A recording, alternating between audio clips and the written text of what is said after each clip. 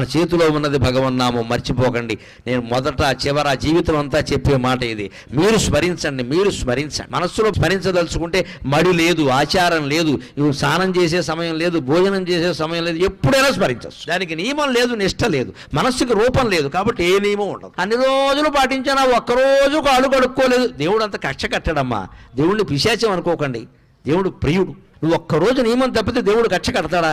అలా అయితే దేవుడు అవుతాడా? అంతగా మనకు బాధ అనిపించింది అనుకో, అమ్మా ఏదో పొరపాటు చేశానమ్మా అని అమ్మవారి దగ్గర చెబితే క్షమించదా? ఆవిడ తల్లి అండి. భగవంతుడి దగ్గర భయం ఉండకూడదు, ఎప్పుడు హాయిగా చనువు ఉండాలి, ఒళ్ళో కూర్చునేలా ఉండాలి. గద, శంఖం, చక్రం, ఈ ఆయుధాలన్నీ వెనకాల వచ్చాయంటే నువ్వు నారాయణాయ నమః, ఓం నమో నారాయణాయ, ఓం నమః శివాయ, శ్రీమాత్రే నమః ఇలా ఏదో ఒకటి జపిస్తూ ఉంటే సర్వాయుధాలు త్రిశూలం సహా నీ వెనకాల తిరుగుతూ ఉంటాయి. నీ జోలికి ఎవ్వడు రాడు, నీ ఇంటి జోలికి ఎవ్వడు రాడు, నీ భార్యా పిల్లల జోలికి ఎవ్వడు రాడు. వస్తే మటాష్, తిరుగులేదు ఇంకా.